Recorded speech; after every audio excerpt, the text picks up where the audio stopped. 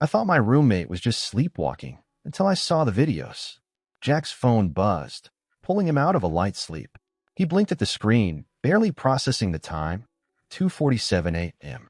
He'd been having trouble sleeping lately, ever since he noticed Rob, his roommate, had started sleepwalking. It had started out innocently enough. A few weeks ago, he'd woken up to the sound of shuffling in the kitchen, only to find Rob, his eyes glazed and his expression blank, methodically moving dishes around. When Jack tried to talk to him, Rob didn't respond. Instead, he continued moving around, barely noticing Jack at all. The next morning, Rob had laughed it off, saying he didn't remember a thing. But over the past few nights, things had gotten weirder. Jack had seen Rob do things in his sleep that didn't feel like sleepwalking at all. Sometimes he'd find him standing in the corner of the living room, staring into the dark with an intensity that made Jack's skin crawl. Other times, he'd be pacing the hallway, muttering words too low to make out. And every night, Jack found himself more unnerved, even though Rob would always laugh it off in the morning, claiming he had no memory of any of it. Tonight, though, something felt different. Jack lay in bed, eyes wide open, straining to hear any sounds in the apartment.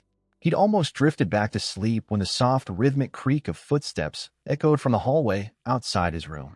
Jack's stomach twisted as he strained to hear. It was Rob, he was sure of it, pacing again. He grabbed his phone and turned on the camera, his mind racing with the idea he had earlier that day. If he could just get video of Rob, maybe he'd have proof that this was more than just harmless sleepwalking. Slowly, he slid out of bed, his bare feet making no sound on the floor as he cracked open his door. The hallway was dim, illuminated only by the faint light spilling in from the street outside. And there, standing in the hallway, was Rob. His back was to Jack, and he was facing the wall, his head tilted slightly downward. Jack lifted his phone, recording as he crept closer, feeling his heartbeat hammer in his chest. Rob's shoulders were stiff, his posture unnatural, and he seemed frozen, as though locked in place. Jack whispered, "Rob?" There was no response. He moved a little closer, his phone recording every detail. And that's when he saw it, Rob's hand, twitching ever so slightly at his side, fingers moving in small, unnatural jerks. It looked as though something invisible was pulling at his hand, guiding his fingers through the air. A chill ran down Jack's spine as he reached out, gently touching Rob's shoulder. At once, Rob's entire body jerked, and he let out a guttural low sound that was somewhere between a gasp and a growl. He spun around, his eyes half open but unfocused, as though looking right through Jack. For a split second, Jack could have sworn that Rob's eyes had a strange, dark sheen to them, as though they were hollow. And then, just as suddenly, Rob blinked, his expression shifting back to normal. He looked down at Jack's hand on his shoulder and frowned. "Dude, why are you up?" Rob asked, his voice sleepy but confused. Jack forced a shaky laugh, lowering his hand. "You were, sleepwalking again." Rob shrugged, scratching his head. "Man, I really need to get this checked out. Sorry if I freaked you out." Jack nodded, though he couldn't shake the feeling that there was something deeply wrong. He went back to his room, closed the door, and sank onto his bed, reviewing the video on his phone. The footage was eerie, Rob standing motionless, his hand twitching, the strange look in his eyes as he turned around.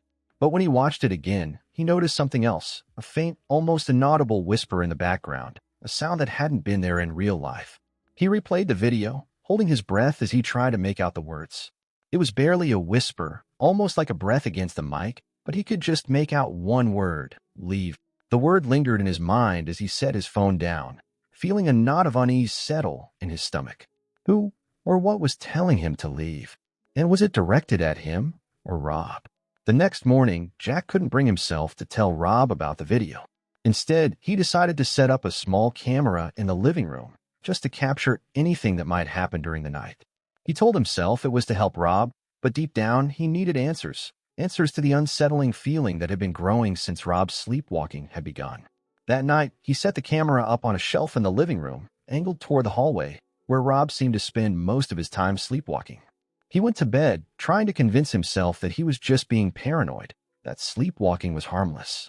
But around 2 a.m., he was jolted awake by the sound of scratching. It was faint, but persistent, like nails scraping against a wall. Jack lay in bed, paralyzed, listening as the sound grew louder, more frantic. He forced himself to get up, grabbed his phone, and crept toward the door, every instinct telling him to stop. He opened the door and peered into the living room. Rob was there, standing in the middle of the room with his back to Jack. His hands were clawing at the air, and his head was tilted back, his mouth moving silently as though he was screaming, but no sound came out. Jack raised his phone, recording, his heart pounding so loudly he was sure Rob would hear it. He stepped closer, and that's when he saw it, the faint, dark shape behind Rob, almost invisible, like a shadow that didn't belong. It was tall, looming just behind him, its form flickering in and out of focus. Jack's hand shook as he whispered, "Rob?" Rob's hands dropped suddenly, his body going rigid. Slowly, he turned, and as he did, the shadow seemed to vanish, melting into the air as though it had never been there. Rob's face was blank, his eyes empty, and Jack felt a wave of cold wash over him. And then, with a voice that was not his own, Rob spoke. "Why are you here, Jack?" Jack froze, every hair on his body standing on end. Rob's mouth was moving, but the voice that came out was low, guttural, and filled with malice. Jack couldn't respond. He could only stare, feeling as though he were looking into the face of a stranger. The silence stretched, and then, as suddenly as it had come, the expression in Rob's eyes shifted. He blinked, shook his head, and looked at Jack with confusion. What's going on?" Rob stammered, his voice returning to normal. Jack forced a smile, but his hands were still trembling. You were sleepwalking again." Rob rubbed his face, looking exhausted. "Man, I've been having the weirdest dreams. It feels like something's following me, like I can feel it even when I'm awake." Jack didn't say anything, but that night he packed his things. He didn't tell Rob he was leaving. He didn't need to. The next day, as he loaded the last of his boxes into his car, he caught one final glimpse of his friend standing in the window, watching him with an expression that was too dark, too empty, to belong to the Rob he'd once known. As Jack drove away, his phone buzzed with a new message. He glanced down, dread filling him as he saw it was from Rob's number. "Why are you leaving, Jack?"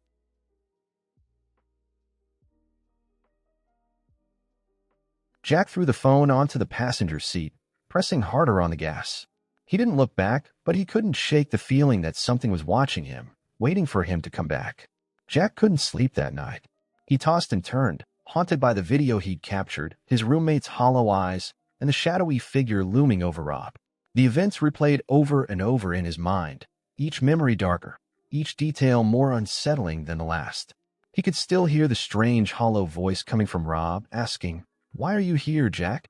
The question felt directed not only at him, but at something deep within him, as if it was meant to reach past his surface and tap into his soul.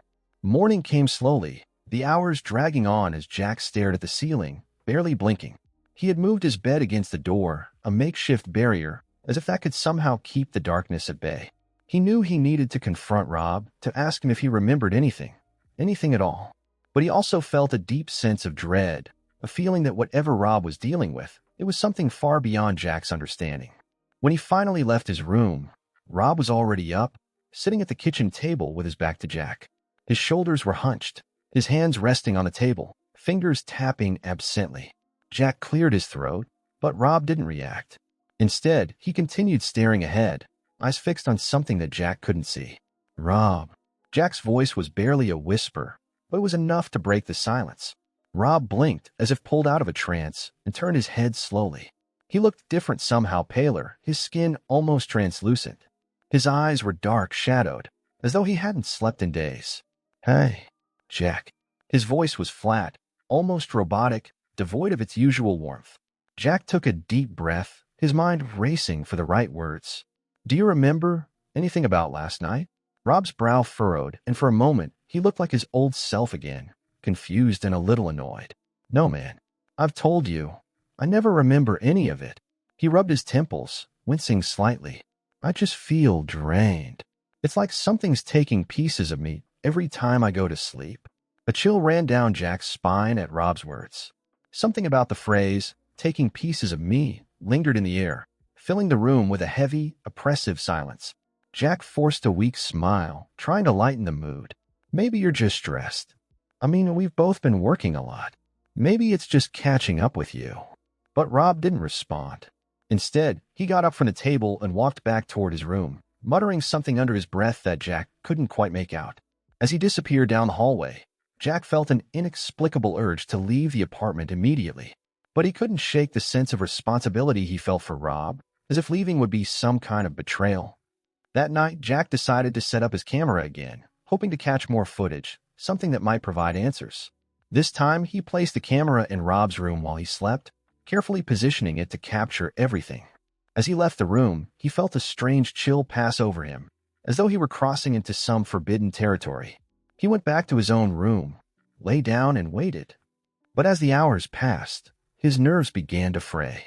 Every small sound, the creak of the floorboards, the soft rustling of the wind outside, sent a jolt of fear through him.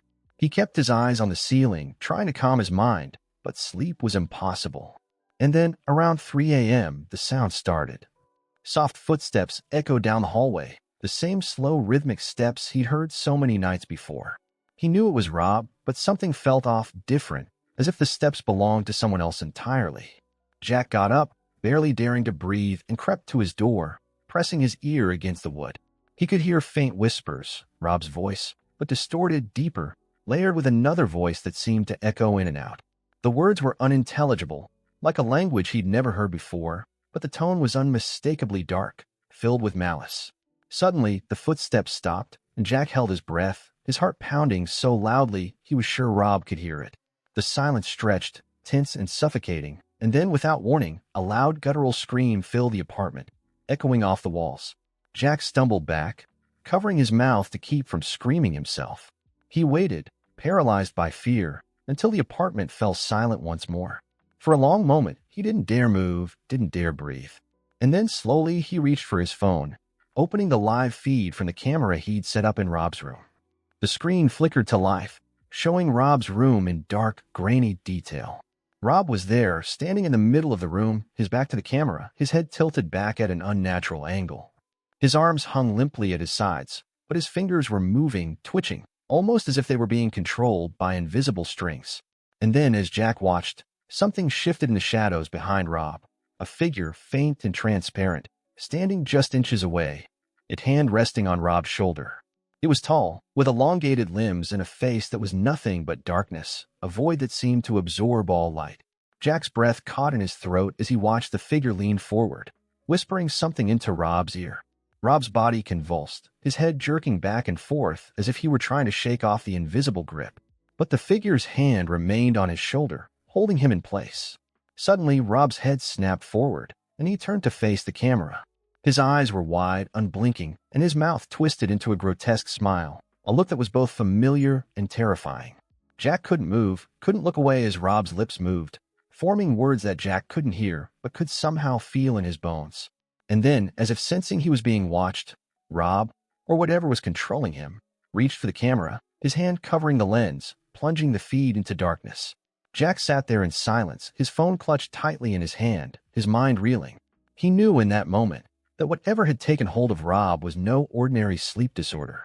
It was something darker, something that had latched onto his friend, using him as a vessel. The next morning, Jack knew what he had to do. Without a word to Rob, he packed his bags, gathering his things as quickly as he could. He didn't stop to explain, didn't even say goodbye. He just left, feeling the weight of the apartment's silence pressing down on him as he walked out the door. As he reached his car, his phone buzzed with a new message. He glanced down, his heart racing as he saw Rob's name on the screen. "Why are you leaving, Jack?" Jack's hands trembled as he read the message, the words feeling like a threat, a final warning. He climbed into his car, started the engine, and drove away, not daring to look back at the apartment building. For days, he couldn't sleep, haunted by memories of Rob's twisted smile, the dark figure looming over him, the whispers in the night. He tried to forget, tried to convince himself that it had all been a nightmare, a figment of his imagination. But late at night, when the world was quiet, he could still hear the faint sound of footsteps, the low guttural voice calling his name, reminding him of the shadow he'd left behind. And every so often, his phone would buzz with a message from Rob's number, a single word that made his blood run cold. Come back. Jack knew he'd never return, but somewhere deep down, he feared that no matter how far he ran, the shadow would always find him, following him, waiting for him to come home. Thank you for watching this haunting tale. I thought my roommate was just sleepwalking, until I saw the videos. If this story left you with chills, please give it a thumbs up and consider subscribing for more unsettling stories that explore the shadows in everyday life. Don't forget to hit the notification bell so you never miss an update. Have you ever experienced something eerie with someone you thought you knew well? Share your story in the comments below. Your experience might resonate with others who've encountered the unknown. Thank you for joining us, and remember, sometimes the most familiar places can hide the darkest secrets. Stay safe and keep an eye on the shadows.